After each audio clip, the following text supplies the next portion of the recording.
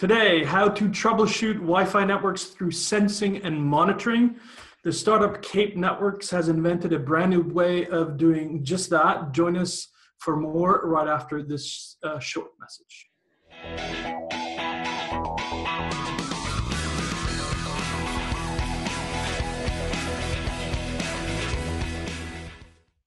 All right, everybody, we're back, and my name, of course, is Claus Hetting, and I'm the host of Wi-Fi Now TV, and this is the interview program that brings you all the great stories and not least all the great people from across the Wi-Fi industry. So today, we have a great one for you, and if you've been following this show, you'll know that we really like Wi-Fi startups.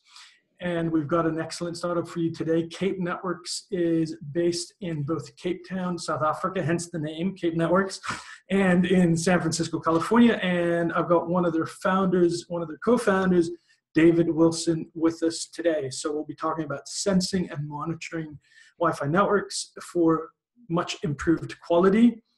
And Cape's got a brand new solution for all of that. We'll get to David in just a moment. Before we do that, don't forget that Wi-Fi Now is going to the spectacular city of Cape Town, South Africa. Where else? Next week, Tuesday. And if you're really, really quick, you can actually still make it. We've got a great emerging markets, of course, program lined up, including all the regional Wi-Fi service providers, leaders, including Bast, Liquid Telecom, Fastnet, Google's going to be there. And for the first time in Africa, as far as I know, the Wi-Fi Alliance will be there. Of course, lots of others. So go to wifinowevents.com/Africa to check it out and register today. And if you have any questions, drop me a line at klaus@wifinowevents.com. I should say the URL for our Cape Town event is wifinowevents.com/Africa. So with that said, I'd like to introduce my guest. Today, he's co-founder of the South Africa and US-based Cape Networks. His name is David Wilson. David, welcome to Wi-Fi Now TV. Great to see you. Yeah, great to see you again, Klaus. So David, by the way, you're also joining us in Cape Town next week, and we're delighted about that. But just before we go into all the details, just give us the quick introduction to Cape. Sure. Well, first, actually, before maybe I give the introduction, very importantly, I don't know when this when you're uploading this, but today is May the 4th. So, May the 4th be with you. I unfortunately won't be making it to Wi-Fi Now in Cape Town, but my team will be. I'm here in San Francisco at the moment, and just can't make it down. But Cape is a venture-backed company based in San Francisco and Cape Town. We help IT organizations monitor and improve performance of carrier and enterprise Wi-Fi networks. And our product has two parts. One is a sensor that behaves just like a user. So it connects to Wi-Fi, it authenticates via a captive portal, uses applications like YouTube and Dropbox, and it collects data about that end-to-end quality of experience. And then the second part of the product is a super simple dashboard plus analytics and notifications that allows IT managers and network folk to see exactly how users are experiencing their network at any given moment and troubleshoot issues as they arise. Very good. So, and I love the Star Wars reference. I had not heard about May the 4th be with you before, but it's beautiful. I'm sure our viewers will get a kick out of that. That's great. So David, tell us where give us the backstory. Where did you get the idea for this product? You're one of the co-founders, so presumably it emerged from your bright mind or one of the other founders, right? Yeah, so we... The kind of slightly shortened version of the story. I mean, we the four of us spent a long time working in software engineering and with mobile carriers as engineers and management consultants. We worked with CTOs at carriers, and what kind of captured our imagination was the question: what is a good network? And if you run networks, everything about your business is ultimately driven by some variation of that question. How good are we? How good are we right now? How good do we need to be, etc.? But no one really has, I think, a good answer or a universal answer for that simple question. So that's what triggered us to try and kind of make an answer for that.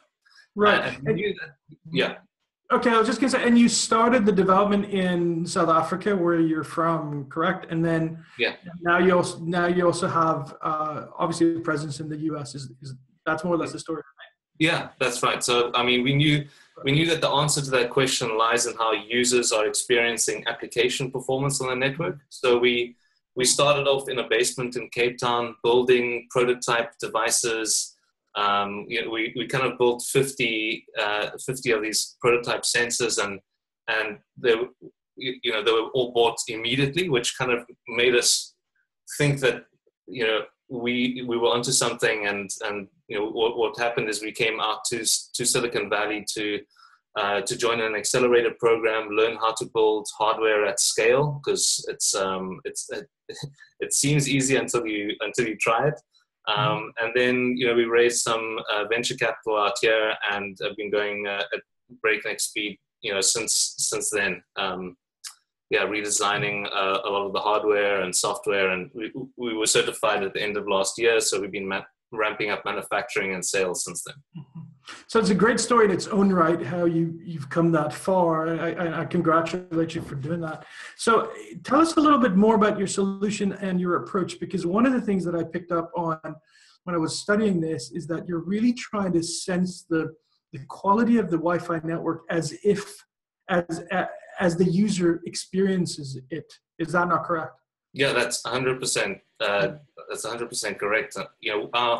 Our approach is based on three kind of on three really simple ideas. The first is that Wi-Fi is becoming mission critical infrastructure for the modern world, and yet we still hear complaints that Wi-Fi sucks, or Wi-Fi is broken, or Wi-Fi so we need some kind of better way to manage it. And the second is to really understand that Wi-Fi experience, the way that users are experiencing the Wi-Fi networks. You actually need to be a user. Mm-hmm. And most of the problems on Wi-Fi networks are because whoever's running the network doesn't actually have visibility end to end. You've got Wi-Fi, and then that connects to a wired network. You've got multiple vendors. You've got multiple services running, whether it's different kinds of authentication services. Maybe you've got a third-party captive portal provider. You've got ISP, peering, and all the way to application services. And if any one of those steps in the chain fails or has an issue, the user is affected. And the user is really the only one with visibility on that whole chain. So we need to see what the user's experience is like, through their eyes. And the third is that, IT and network people are busy enough, and they don't need another thing to learn and to manage. And yet, we are kind of another thing. And I think a lot of the tools that are out there are built by like network gurus for network gurus, and that can be a bit intimidating for a lot of users. So we've done a couple things. One is make our dashboard ultra simple to use. Really, there's 5 traffic lights, and one of them is a smiley face, so that you can tell very easily if you've got kind of happy Wi-Fi or sad Wi-Fi. And there's obviously a whole lot of complexity and analytics behind that, and you can drill down into that really, really quickly. But the idea was to try and make something that you didn't need a training certificate to use. Mm-hmm. And then the second part of that is just making the product really super easy to install. So this is what one of the sensors looks like. So it looks like a kind of like a small access point.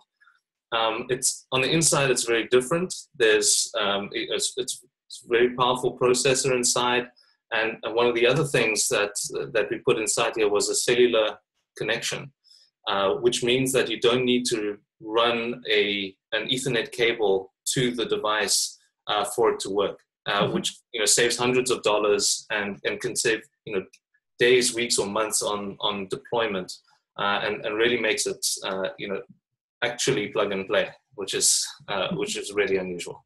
So let's say if you want to monitor an enterprise network, for example, or for that matter, a carrier grade network, with, I don't know, 100 access points within an indoor area of some sort.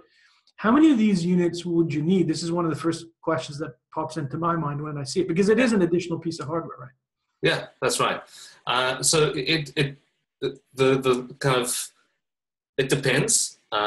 Usually the ratio ends up being roughly 1 to 10 between sensors and access points, but it really actually depends what your most likely points of failure are and what you want to get out of it. So, it could be a case of you want one of these for every 6 access points, or just one for every 24. So, if you have a shopping mall, for example, that you're trying to monitor, you want one of these at least in the areas that users congregate and depend on Wi-Fi. So in places like the food courts and maybe at some of the entrances, so you can see when people are onboarding.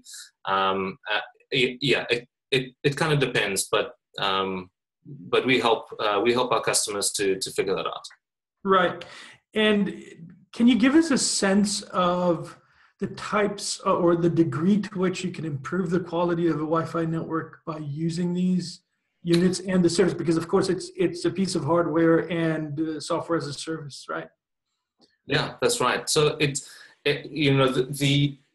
for everyone we work with, we see different kinds of problems, and that's kind of the beauty of this, is that no matter what sort of problem your users might be running into, we can help figure that out. One instance springs to mind where one of our customers had a problem that was affecting the Wi-Fi users, but it wasn't a Wi-Fi problem per se. They had 90% of people trying to authenticate through their captive portal were failing. So existing users were able to get on fine, so everything looked fine. There's still traffic coming from the sites, but new people trying to log on weren't able to, and they weren't able to detect that. Literally 90% of people weren't able to get on, and that's something that we picked up almost instantly. Mm-hmm. So it's in other instances, we're working with one of the largest hotel groups, and being able to compare different properties and different managed service providers, we can see that some properties, some hotels have require a much longer time for people to get online than others. Mm-hmm. Which if you want that great Wi-Fi as part of your guest experience, that's a problem that you need to fix. Super important, obviously, for hospitality, but everywhere, really. So this solution that you have is actually unique as far as I understand it. I mean, nobody else really at least takes that approach to Wi-Fi quality. Is that correct?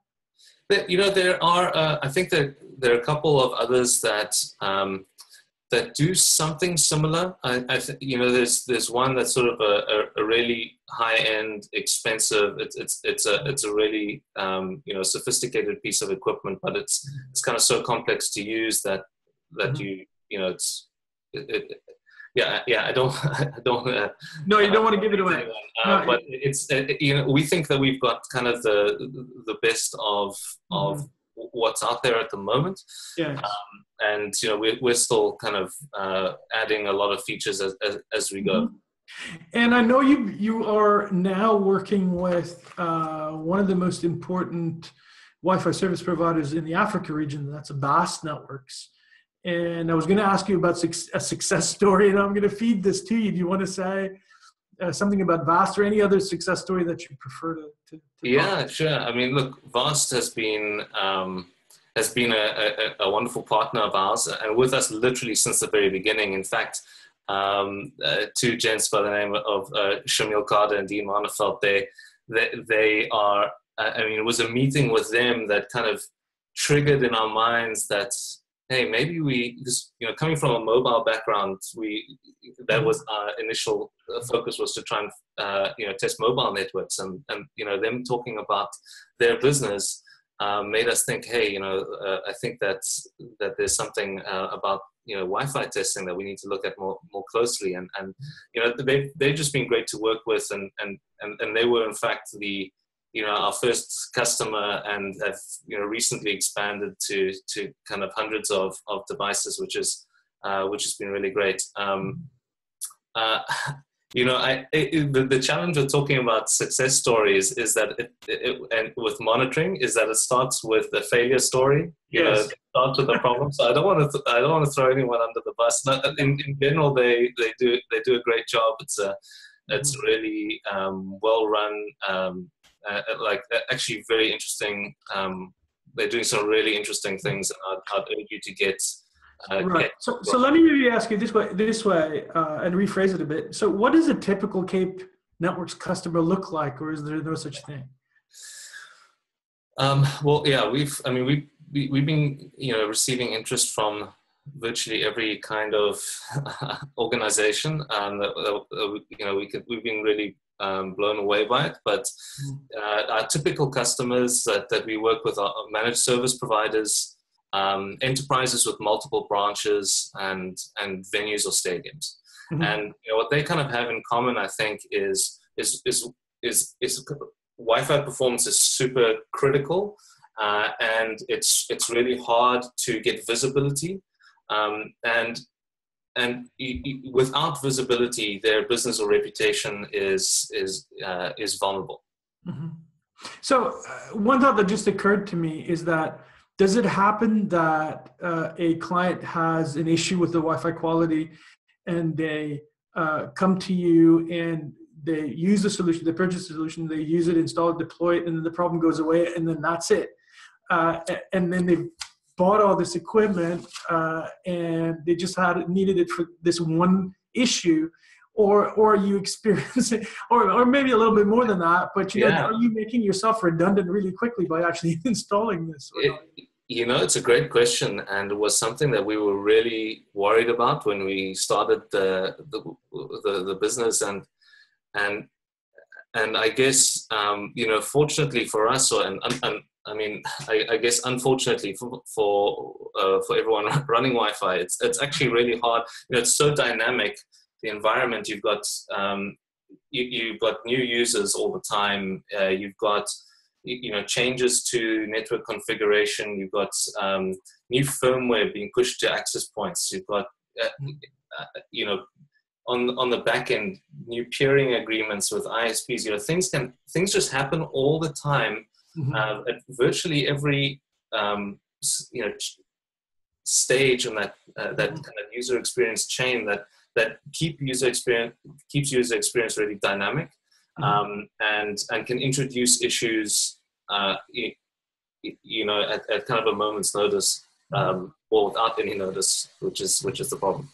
Makes a lot of sense. It's a super dynamic environment, both in terms of spectrum and other people using the same spectrum and all kinds of issues like that. So very good answer indeed. So let me just ask you, finally, and in terms of your plans, so what is next for you guys? You've got a good presence in the US, and obviously back home for you in South Africa. What is next in terms of products, services, strategy? Are you looking for new partners? What's the plan? Yeah, so right now we're building out our sales team in the US, and starting to explore working with resellers, both in the US and outside. We're actually seeing a lot of demand from Europe, and particularly the UK, and so that's kind of the majority of our kind of commercial focus right now. And kind of internally, we're deepening features on the device and the dashboard all the time. We made more than 150 software updates just this year already. A couple of days ago, we added an ability to see all of your sensors and sites on a map that is really. I'm really happy with how that's turned out, and we have lots of other ideas that we're working on, but I guess we'll wait to announce some of those. Absolutely. David, I'm delighted to have you on the show, and I think you have a great product. You've come such a long way. I want to congratulate you. And I also, of course, am looking forward to seeing your team members in Cape Town next week. So thank you so much for coming on, and please come back and see us again, right? Will do. Thanks very much, Klaus. Thanks so much, David. All right. From Cape Networks for joining us. Next week I am off because the whole Wi-Fi Now team is going to be in Cape Town, of course, and we'll be back after that, of course, with another great guest from the world of Wi-Fi. That's it for now. Tune in again next time, and thank you for watching. Wi-Fi Now is a production of RCR TV News. To suggest a show topic or to learn more about Wi-Fi Now events, you can reach Claus Hetting at klaus@hettingconsulting.com. To find out more about Wi-Fi Now and all things wireless, visit rcrwireless.com.